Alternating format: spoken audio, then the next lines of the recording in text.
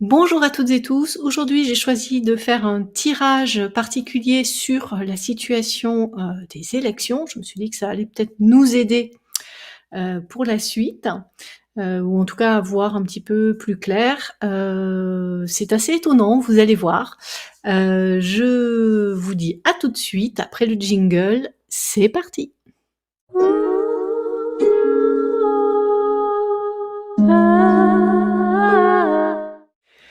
Donc rebonjour, si vous ne me connaissez pas, je suis Nathalie Bernard, artiste vibratoire et chamane moderne. Donc j'accompagne, les personnes, qui souhaitent retrouver leur boussole intérieure à travers notamment une méthode de méditation, particulière, accompagnée à la harpe, que j'ai appelée pour l'instant la méthode âme.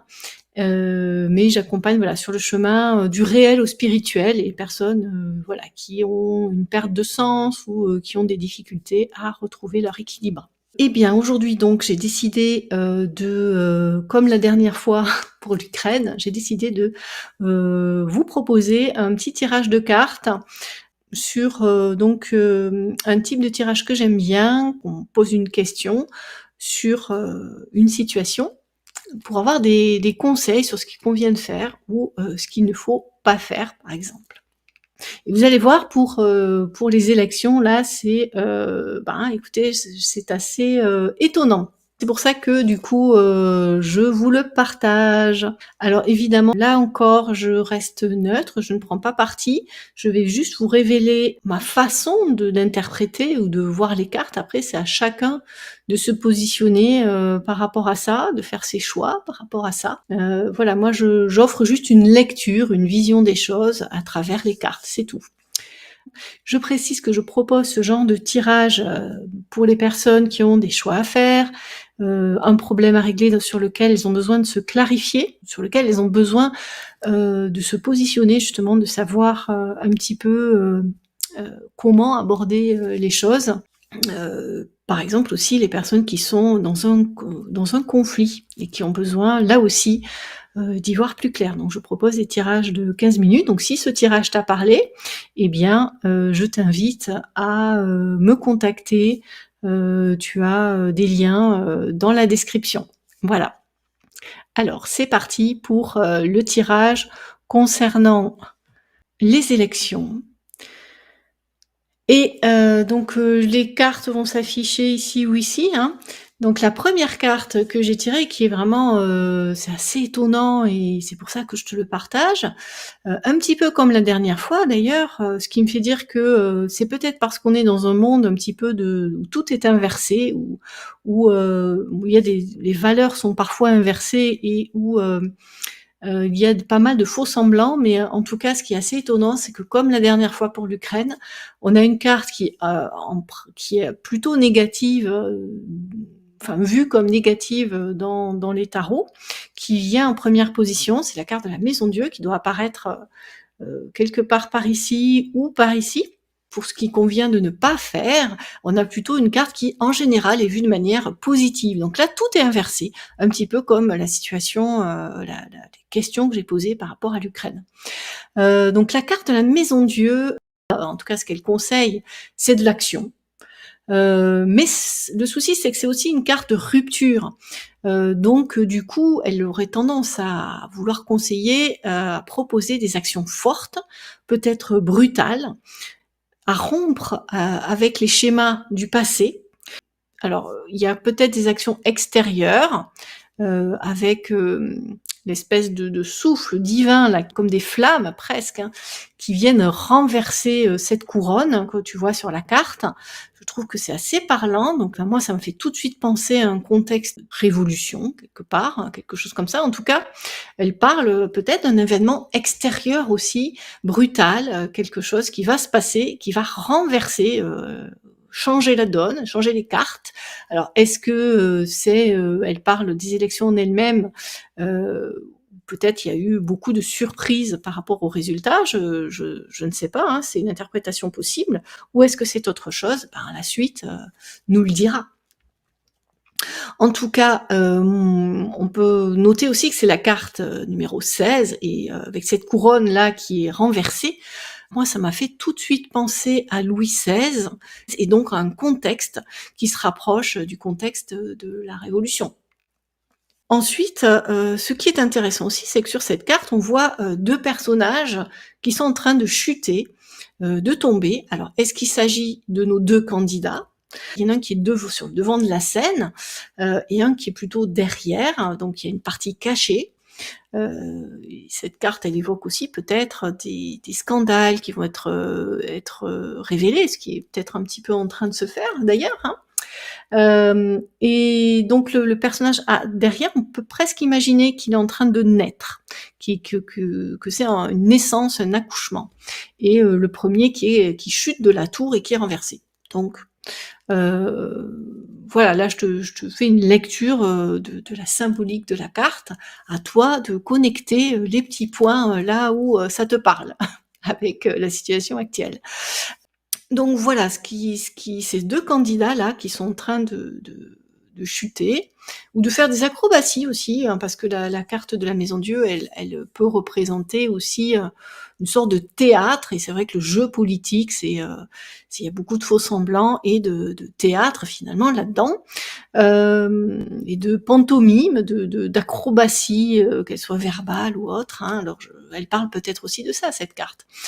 En tout cas, elle nous montre donc les 2 personnages renversés, qui tombent peut-être, dont au moins un des 2 ou les 2 qui tombent de leur piédestal, ce qui va bien avec, ce que je disais tout à l'heure sur un contexte où ça bouillonne là, voilà, où c'est bouillonnant, c'est la pression, est en train de monter dans la cocotte minute, on va dire ça comme ça. Voilà, elle montre aussi une tour et moi ça me fait penser quand même plutôt à une tour d'ivoire et ça a tendance à représenter quand même s'il y a des ouvertures, mais elles sont petites, ça a tendance à représenter, je pense, un enfermement et un pouvoir de type féodal. Puisque la tour, c'est quand même plutôt lié au Moyen Âge, et avec cette couronne-là qui est un petit peu en train de tomber, qui coiffait la tour, hein, qui est clairement un symbole de pouvoir aussi, un symbole masculin aussi, eh bien, on voit que c'est voilà, que ça va pas durer, en tout cas. Ce qu'elle montre donc, c'est qu'un candidat qui est en train d'apparaître, c'est effectivement le cas avec Marine Le Pen, hein, qui est bon, on se retrouve un petit peu dans le contexte des élections précédentes, mais donc c'est un peu moins une surprise que sur les élections précédentes, mais ça reste quand même quelque chose qui persiste, je dirais même depuis les dernières élections, que quelque chose est en train un mouvement est en train de comme ça de surprendre un petit peu tout le monde, d'être mis devant le devant de la scène. C'est le signe, en tout cas, de germe de quelque chose de changement à venir. Cette carte, elle parle aussi, donc comme je disais, de naissance, suite peut-être à une action, à un événement brutal. Alors, est-ce qu'il viendra de l'extérieur? Ça, c'est l'espèce de flamme là divine qui ébranle la couronne. Est-ce coup d'État? Je ne sais pas. Autre chose, hein. Une crise quelle qu'elle soit, économique. Est-ce que ça sera dû à la guerre en Ukraine, par exemple, qui aurait des répercussions? Je ne sais pas, mais voilà, il y a peut-être quelque chose en lien avec un événement extérieur qui va surprendre tout le monde. Alors je disais que je ne faisais pas de prédiction du futur, hein, avec les cartes, c'est pas du tout le but, mais il n'empêche que là, elle nous parle quand même de quelque chose d'étonnant qui est en train de se passer. Donc les germes sont déjà là, si vous voulez. Il faudra peut-être aussi saisir une action, quelque chose, un événement extérieur qui sera à saisir par rapport à cette situation des élections en France. Il y a peut-être une lame de fond, un événement soudain qui va se produire aussi, qui va produire quelque chose de l'ordre de la déstabilisation et qui va être le germe de la naissance de quelque chose. Voilà. Alors, pour ceux qui sont dans le spirituel, est-ce que ça sera quelque chose de l'ordre d'une action divine ou pas? Ou est-ce que ça serait une action du peuple ou autre chose encore? Je ne sais pas, mais c'est ce dont semble parler cette carte. Donc, si je récapitule, les conseils de cette carte, la Maison Dieu, c'est d'agir, c'est de pas rester dans l'immobilisme, de faire table rase du passé, et de repenser, des structures actuelles qui sont obsolètes. Cette carte, elle nous dit vraiment que là, il est temps de passer à autre chose, de remettre les choses, en cause et de passer à autre chose en tout cas. Mais moi du coup je l'interprète soit comme le conseil de voter autrement que ce que le pouvoir qui est en place, donc forcément de voter plutôt Marine Le Pen, ou autre interprétation encore, de se dire aussi qu'il faudra agir lors des législatives, par exemple, pour voter autrement que la majorité actuelle. En tout cas, ce qu'elle nous dit, c'est que les structures en place ne conviennent pas. Soit aussi, une autre interprétation, c'est d'aller vers une remise en cause des élections ou du système tout entier et du mode de fonctionnement actuel. Donc, est-ce que cette carte, elle conseille d'aller vers un autre mode de gouvernement?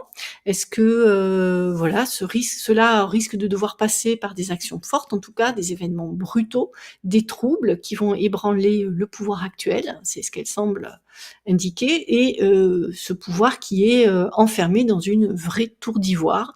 En tout cas, c'est une interprétation que l'on peut faire de cette carte. Voilà. Ensuite, la carte positive dont je vous parlais tout à l'heure, mais qui est là dans une position négative, et c'est pour ça que ce tirage il est encore une fois assez surprenant. Donc la carte qui doit apparaître ici ou ici, la carte de l'étoile.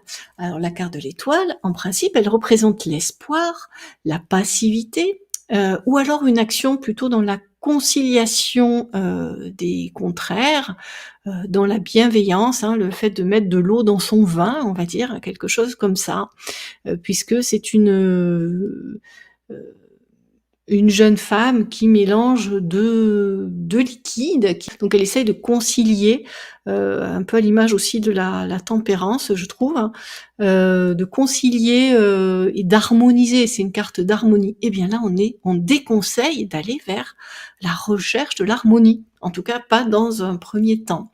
C'est-à-dire que, du coup, on peut l'interpréter comme le fait qu'elle déconseille la passivité, par exemple, déjà.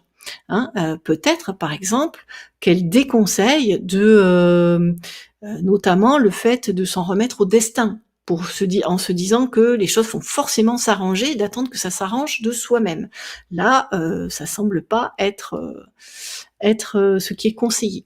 Ça peut aussi être interprété comme le fait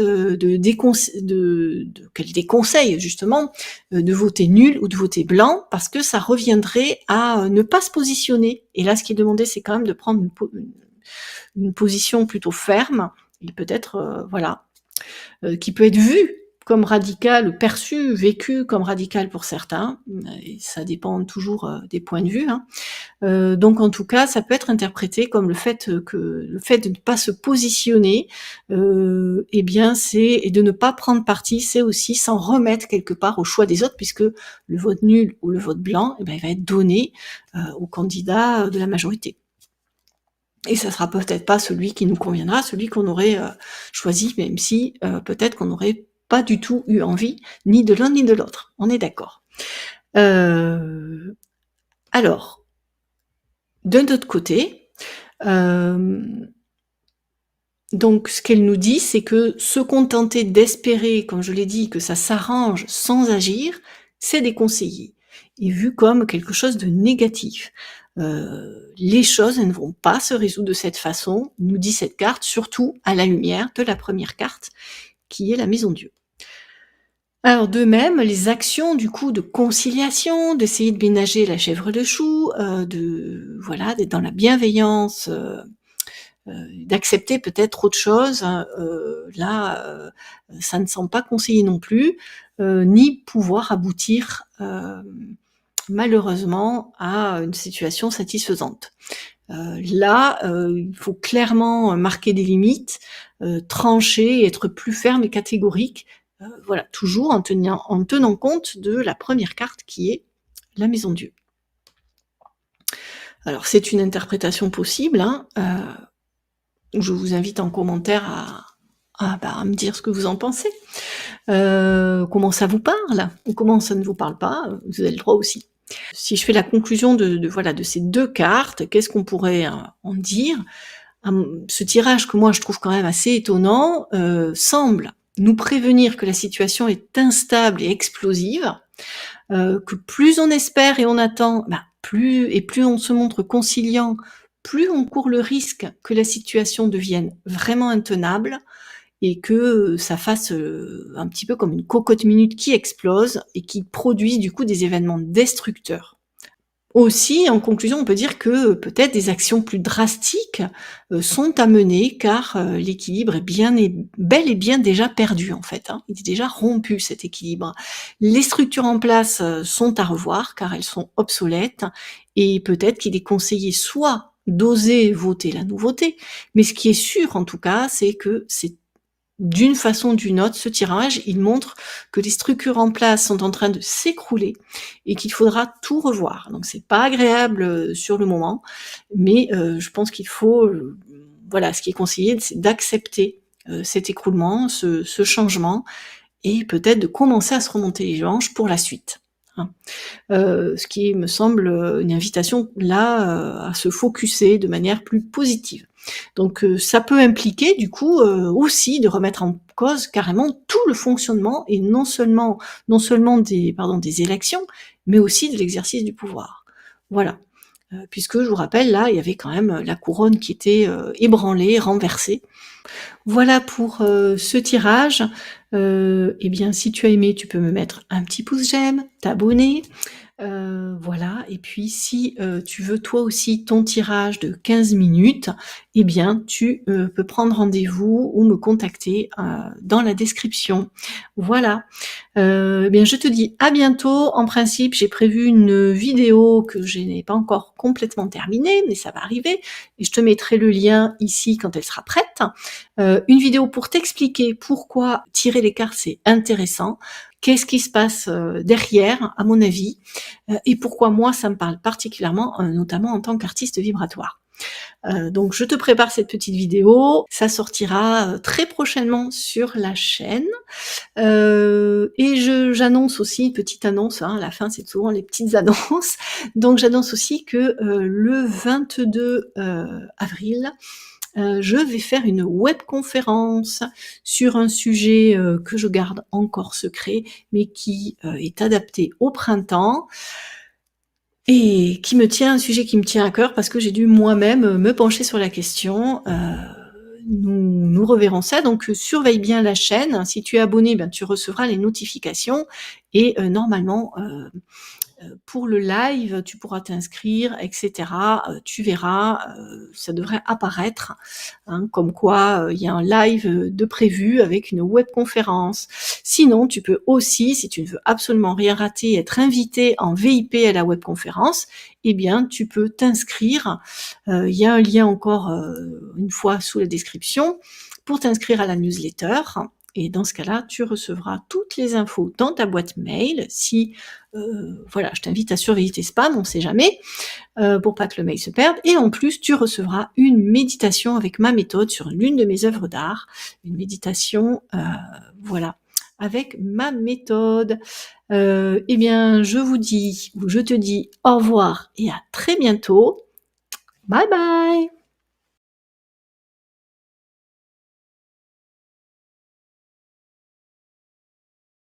Il y a Ségolène Royal et Hollande, etc. Là, si vous accumulez tout ça, on passe de à peu près 56% des suffrages en 2007 à 6,5%. Vous vous rendez compte que le parti de Chirac plus le parti de Mitterrand ont fait tous les deux cumulés 6,5% des voix. Donc, c'est d'ailleurs leur disparition. C'est la fin du bipartisme. Alors, pas tout à fait, non, parce qu'au même moment, le Front National est devenu Rassemblement National. Si on fait le même calcul depuis 2007 jusqu'à 2022, qui commence avec Jean-Marie Le Pen, puis 3 Marine Le Pen, et si vous additionnez ça avec Mélenchon, qui n'était pas présent en 2007, mais qui a été présent trois fonctions successives, eh bien vous avez le phénomène à peu près inverse. Exactement. C'est-à-dire que vous avez quelque chose qui passe d'à peu près 11 à 48%. En comptant Dupont-Aignan aussi. Alors, si vous ajoutez, et ça c'est très important aussi, si vous ajoutez à Marine Le Pen et à Mélenchon, qui l'un et l'autre ont des programmes, personne ne voulait sortir de l'Union Européenne. Moi je voulais le faire, je n'ai pas pu avoir mes parrainages. Mais sur les 12 candidats, si vous additionnez les pourcentages obtenus par les candidats qui ont présenté des programmes ouvertement ou explicitement ou implicitement contraire aux traités européens, je dis explicitement parce qu'il y en a qui le disent, hein, Mélenchon dans sa profession de foi dit, si c'est contraire aux traités européens, nous désobéirons aux traités européens. Donc il a adouci un peu son discours vis-à-vis de l'Union européenne. Oui, bien sûr, Mme Le Pen aussi. Aussi, Mais, oui, ils ont adouci le discours, mais dans les faits, ils nous ont proposé des programmes qui sont impossibles à mettre en œuvre dans le cadre du traité européen. Donc il n'y a pas que Mme Le Pen et Mélenchon, vous pouvez y ajouter Éric Zemmour, vous pouvez y ajouter Nicolas Dupont-Aignan, vous pouvez y ajouter Fabien Roussel, vous pouvez y ajouter Philippe Poutou, Madame Arthaud, et je dois encore en oublier un qui doit être Jean Lassalle. Eh bien, si vous additionnez tout ça, ils ont fait 61% du suffrage. Donc, et ça, c'est en montée permanente. Donc, ce qui est en train de se passer. Et comment vous l'analysez justement? Eh bien, Est-ce que c'est un simple rejet de la majorité au pouvoir? Non, je pense que nous sommes, comme je le dis, on va vers, à mon avis, la fin de la mondialisation. On en a les prémices un petit peu partout, qui d'ailleurs n'est pas soutenable du point de vue, ne serait-ce que du point de vue de l'écologie, parce que aller faire fabriquer à l'autre bout du monde tous les produits que l'on consomme, ça n'est pas raisonnable. Même Macron dit, et même un certain nombre de gens disent qu'il faut relocaliser les industries. Bon, donc il y a ce phénomène qui est apparu dans les années 90 en fait, hein, avec la création de l'OMC, qui faisant suite à l'effondrement de l'URSS. Donc à la fin du XXe siècle, on a pensé qu'on allait avoir un monde qui allait être entièrement libéralisé. Et puis vous savez que les idées sont comme les générations, ça dure une trentaine d'années, ben nous y voici. Une trentaine d'années après, cette idée est en train de s'effondrer. De partout, vous voyez que les peuples veulent reprendre le commandement de leur destin. Et en France, ce pourcentage de 61% ne cesse d'augmenter. Alors ce qui est